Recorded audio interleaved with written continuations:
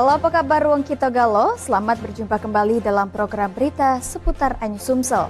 Di saat Anda siap beraktivitas di pagi hari, saya Putri Jolanda siap menemani Anda dengan berbagai berita dan informasi menarik hari ini, Selasa 25 Mei 2021.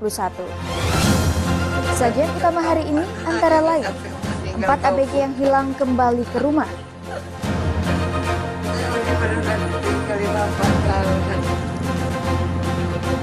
Warga protes perda larangan pesta malam.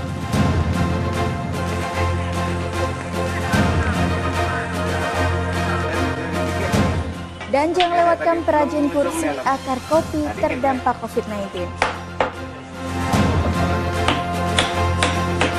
Pemirsa, inilah seputar Anyu Sumsel selengkapnya.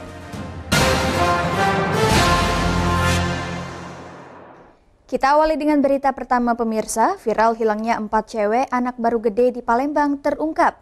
Para ABG ini mengaku sengaja pergi tanpa pamit untuk jalan-jalan ke Sumatera Barat menumpang truk Fuso sambil bertiktok ria di media sosial. Setelah sempat dilaporkan hilang selama 6 hari lebih, 4 remaja putri atau anak baru gede warga Jalan Sukakarya, Kelurahan Sukarmi, Palembang akhirnya pulang ke rumah. Keempat ABG ini ternyata sepakat untuk pergi jalan-jalan ke Sumatera Barat tanpa pamit dengan orang tua mereka masing-masing dan sengaja memblokir semua nomor yang ada di handphone mereka. Mereka sengaja pergi tanpa pamit dan sampai ke kota Bukit Tinggi, Sumatera Barat dengan menumpang mobil truk Fuso. Mereka pergi tanpa tujuan, bahkan untuk pulang ke Palembang mereka kembali menumpang truk Fuso tujuan Sumatera Selatan. Selama di Padang, Sumatera Barat, 4 ABG ini sempat bertiktok ria dan mengunggah status mereka di media sosial. Sementara orang tua keempatnya melaporkan anak mereka hilang. Jalan-jalan. Iya, pengen jalan-jalan. Tapi takut ngomong. Iya. Takut ngomong sama mama kan. Terus kemarin tahu sempat viral. Tahu. Terus apa yang ada di pikiran adek tahu itu Ya, viral? kasihan yang orang tua. Jadi rencana pulang ya. Jadi pulang pergi ini ikut numpang apa nih? Nah, Pulang pergi dari sini ke Padang numpang apa? numpang mobil Fuso. Mobil Fuso ya, kendaraan Anda ya, bawa barangnya. Sujud cium permintaan maaf dan tangis haru mewarnai pertemuan ibu dan anak yang dilaporkan hilang ini. Diakui Yuyun Prokiah, keempat ABG ini pulang setelah melihat keresahan orang tua mereka yang viral di media sosial. Orang tua ABG ini mengucapkan terima kasih kepada kepolisian dan pihak yang telah membantu menemukan anak mereka. Ya, memang merasa bahagia, pokoknya seluruh namanya masyarakat maupun yang di kampung ini maupun yang di luar kampung maupun anggota Polda maupun yang di luar kota, pokoknya kami sekeluarga dan seluruh di sini mengucapkan terima kasih dan pokoknya mengucapkan terima kasih kepada semua anggota dan wartawan dalam membantu kami maupun masyarakat di kampung-kampung kami yang tetangga di sini kan, kami mengucapkan terima kasih. Alhamdulillah karena anak kami pulang dengan selamat. Dari Palembang, Firdaus Daeng, iNews melaporkan. Sementara itu, ratusan warga desa Karanganyar, Kecamatan Rupit, Kabupaten Musirawas Utara memprotes peraturan daerah tentang larangan pesta malam. Mereka sempat memblokir akses jalur lintas Sumatera hingga mengakibatkan kemacetan cukup panjang. Aksi protes ini dilakukan ratusan warga yang menolak peraturan daerah Pemkab Muratara tentang pelarangan pengadakan pesta malam. Warga memblokade jalan lintas Sumatera dengan membakar ban dan melintangkan pohon dan kayu di ruas jalan Desa Karanganyar, Kecamatan Rupit, Kabupaten Muratara. Aksi ini mengakibatkan jalur lintas Sumatera penghubung Sumatera Selatan dan Jambi lumpuh total karena tidak bisa dilalui kendaraan. Selama 4 jam lebih kemacetan kendaraan sepanjang belasan kilometer terjadi. Menurut warga, aksi ini merupakan protes terhadap peraturan pemerintah daerah Kabupaten Muratara tentang pelarangan pesta malam. Warga berdalih pesta malam sudah menjadi budaya atau kebiasaan masyarakat sejak lama. Bupati Muratara Devi Suhartoni didampingi Kapolres Muratara dan Dandim 0406 MLM berusaha menenangkan dan berdialog dengan warga agar membuka blokade jalan dan segera membubarkan diri. Bupati itu ya. Nah, terus masalah pesta malam kok kami minta dibebaskan, tapi dengan jadwal waktu tentukan yang sesuai dengan waktu, paling tidak jam 12. Bupati Muratara Devi Suhartoni didampingi Kapolres Muratara dan Dandim 0406 MLM berusaha menenangkan dan berdialog dengan warga agar membuka blokade jalan dan segera membubarkan diri. Setiap kali tidak cocok, tutup jalan lintas. Ini kan membuat kita adalah daerah yang tidak mau berubah. Dan dalam hal ini saya tegaskan kembali, siapapun yang melakukan penutupan jalan lintas dengan satu alasan masalah perda ini, saya tidak mau menemunya kembali. Saya sudah minta kepada polisi dan TNI ambil tindakan sesuai dengan aturan dan ilmu yang ada. Bupati Muratara Devi Suhartoni meminta warga mematuhi peraturan pemerintah daerah tentang pelarangan mengadakan pesta malam dan menghimbau warga tidak melakukan aksi protes dengan memblokade jalan lintas Sumatera. Dari Musirawas Utara, Amri Wijaya, iNews melaporkan.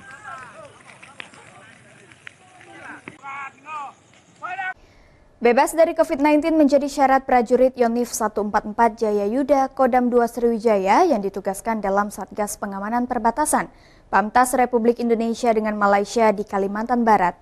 450 prajurit ini direncanakan bertugas di perbatasan selama 9 bulan. Bertugas dalam masa pandemi COVID-19 menjaga perbatasan Republik Indonesia dengan Malaysia di Kalimantan Barat.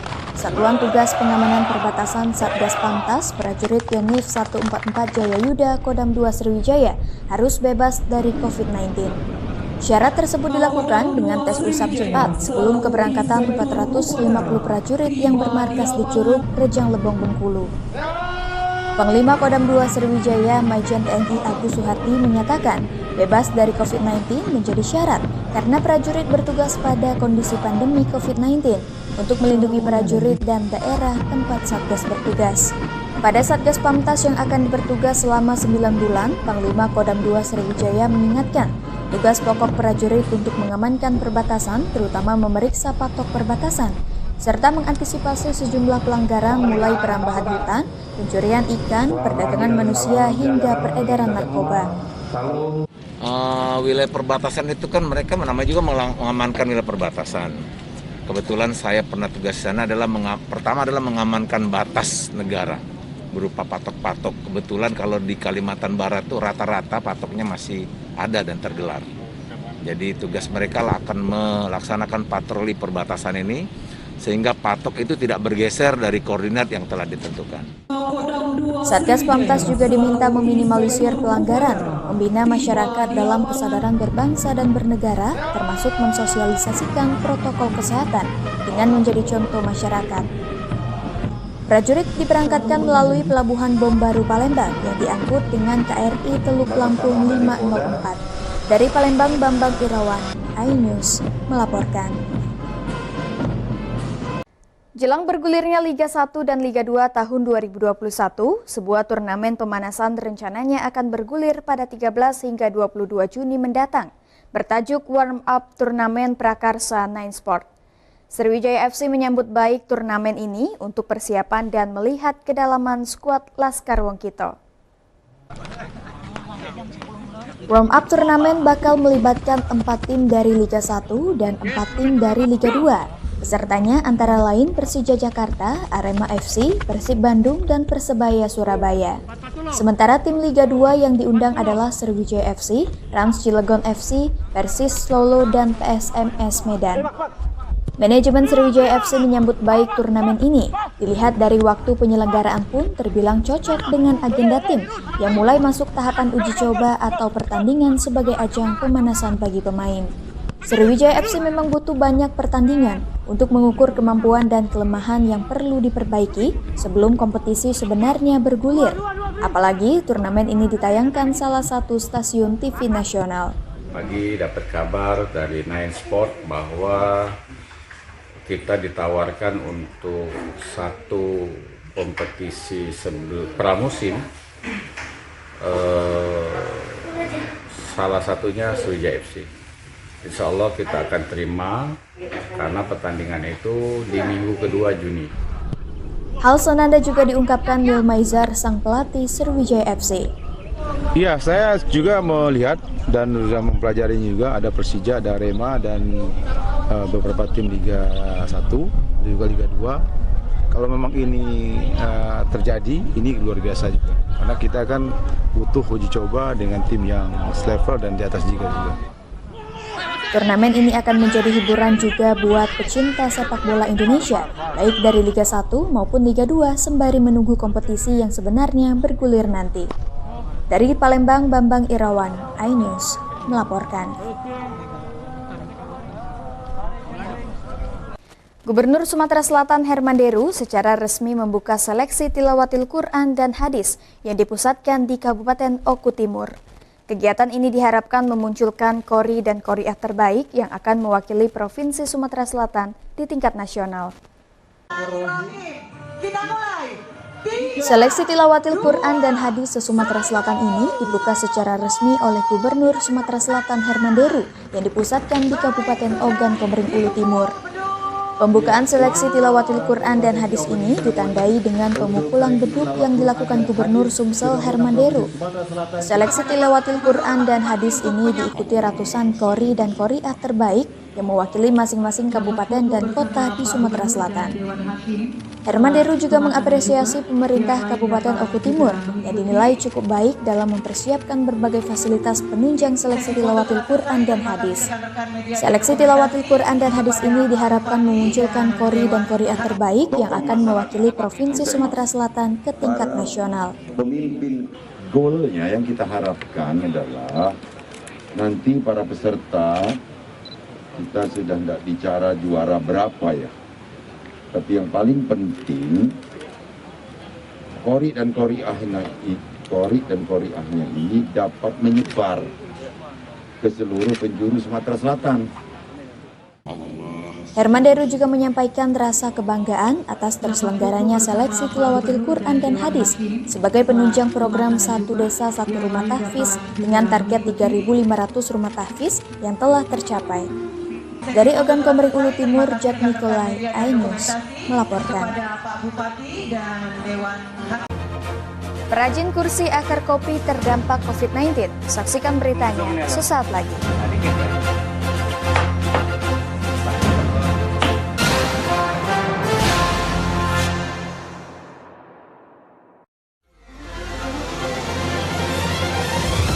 Tim gabungan kembali mengevakuasi korban kecelakaan bus Wijaya. Pemirsa, polisi akan mengumumkan hasil uji balistik penembakan gedung DPR. Pemirsa, razia minuman keras di Tangerang, Banten diwarnai kejar-kejaran polisi dan beberapa pemuda mabuk.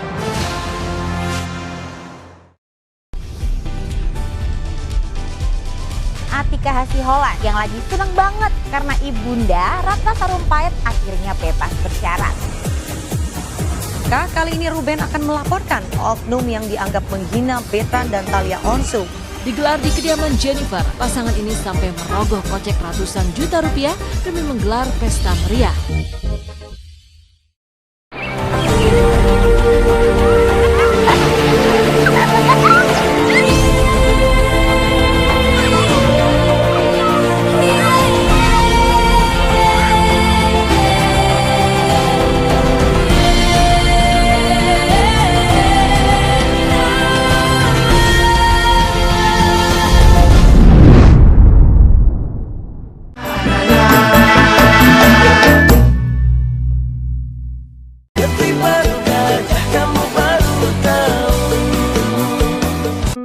Yayasan Jalinan Kasih bekerjasama dengan Smile Train menyelenggarakan operasi gratis sumbing bibir dan langitan. Untuk pendaftaran hubungi Sekretariat Yayasan Jalinan Kasih 021 3983 6962 atau 021 3909 103 atau 021 3902 120 atau 021 3913 013. Terkadang hidup terasa berat, tak mengerti akan hidup ini. Namun di balik semua cobaan, Tuhan masih pedulikanmu.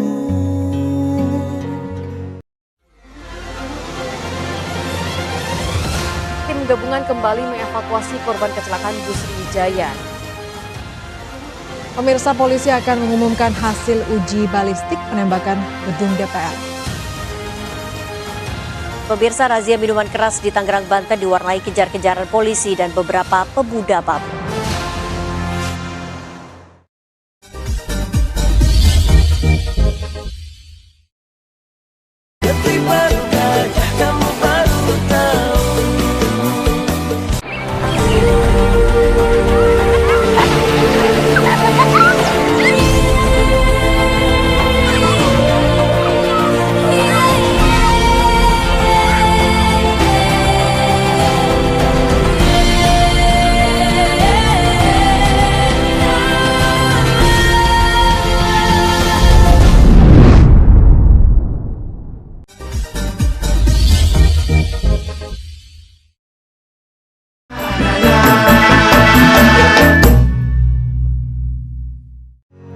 Kuatlah hatimu hadapi masalah, tegarkan langkahmu hadapi semua.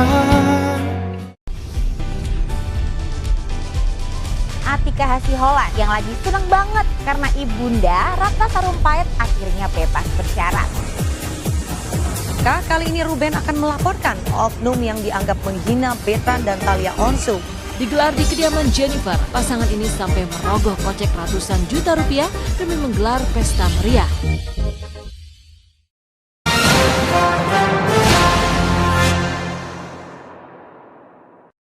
Terima kasih Anda masih bersama kami. Nasib tragis dialami seorang ibu rumah tangga di Palembang. Sang suami baru meninggal sementara anaknya juga meninggal dibunuh tetangganya sendiri. Polisi langsung menggerebek kontrakan dan rumah keluarga pelaku. Warga Jalan Ki Gede Ingsuro, Lorong Jambi, Kecamatan Ilir Barat 1 Palembang, heboh saat takziah di rumah duka. Bagaimana tidak, saat takziah berlangsung, Riko anak korban pun tewas dibunuh tetangganya sendiri. Ibu korban tak kuasa melihat jasad anaknya Riko terbaring kaku, jatuh pingsan. Polisi yang mendapat informasi adanya pembunuhan langsung mendatangi TKP.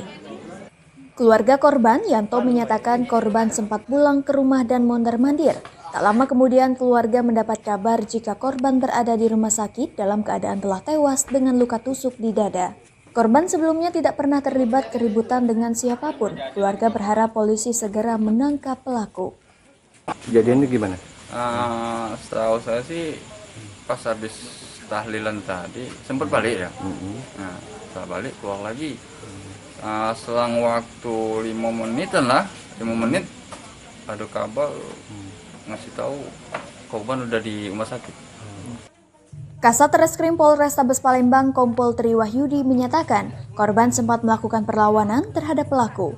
Dilihat dari adanya luka di tangan korban dan tewas akibat ditusuk di bagian sebelah dada oleh pelaku. Apa motif dianya ribut sehingga terjadi perkelahian dan si tersangka kita ini langsung melakukan penusukan di bagian dada sebelah kiri dan ada luka lecet sebelah bagian tangan sebelah kiri juga sehingga dada korban meninggal dunia pada saat diamankan untuk dibawa ke Rumah Sakit Akagani. Setelah mendatangi TKP, polisi langsung menggerebek kontrakan pelaku dan mendatangi beberapa rumah keluarga pelaku yang tak jauh dari kediaman korban. Polisi menghimbau pelaku segera menyerahkan diri sebelum diambil tindakan tegas. Dari Palembang, Guntur Riansyah, iNews melaporkan.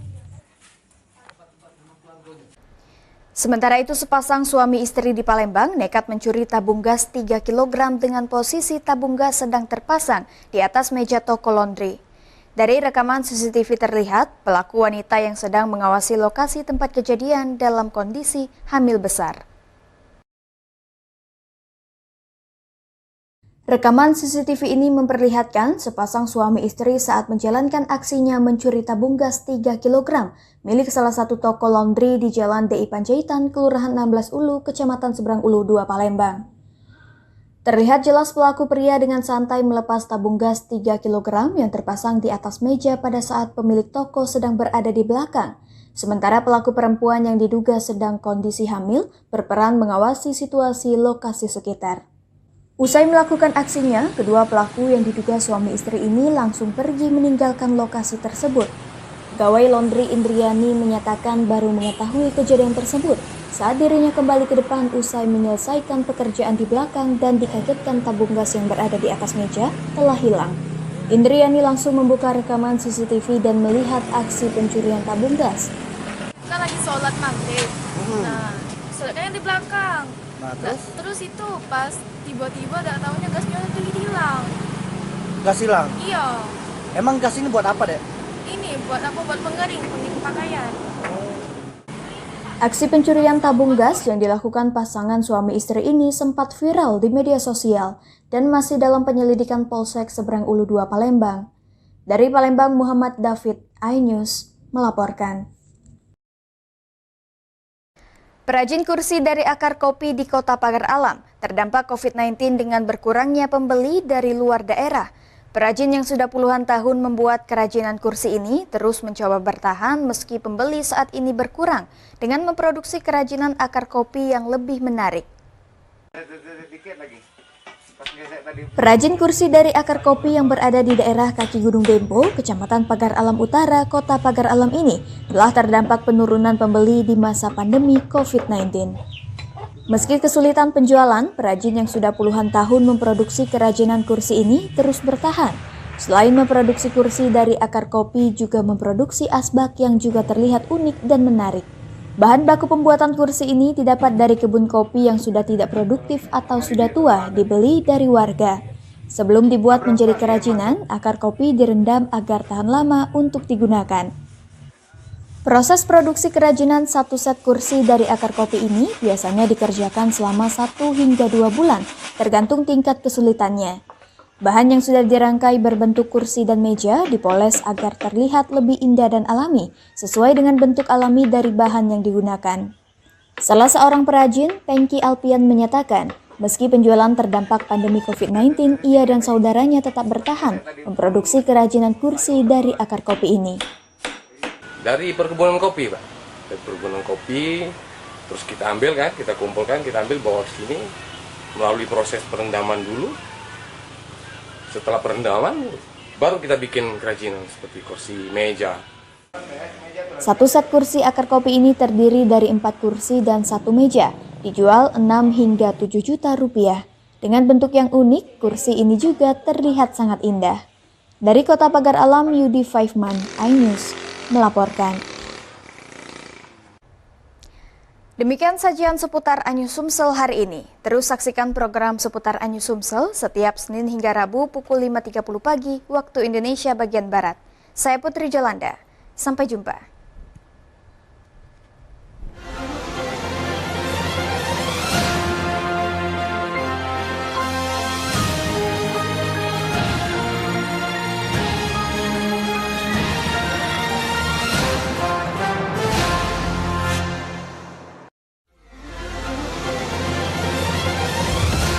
Gabungan kembali mengevakuasi korban kecelakaan bus Wijaya. Pemirsa, polisi akan mengumumkan hasil uji balistik penembakan gedung DPR.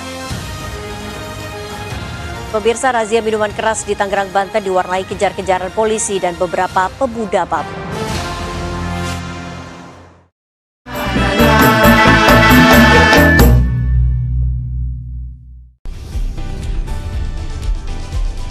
Atika Hasiholan yang lagi seneng banget karena ibunda Ratna Sarumpait akhirnya bebas bersyarat. Kali ini Ruben akan melaporkan oknum yang dianggap menghina Betan dan Thalia Onsu. Digelar di kediaman Jennifer, pasangan ini sampai merogoh kocek ratusan juta rupiah demi menggelar pesta meriah. Yayasan Jalinan Kasih bekerjasama dengan Smile Train menyelenggarakan operasi gratis sumbing bibir dan langitan. Untuk pendaftaran hubungi Sekretariat Yayasan Jalinan Kasih 021 3983 6962 atau 021 3909 103 atau 021 3902 120 atau 02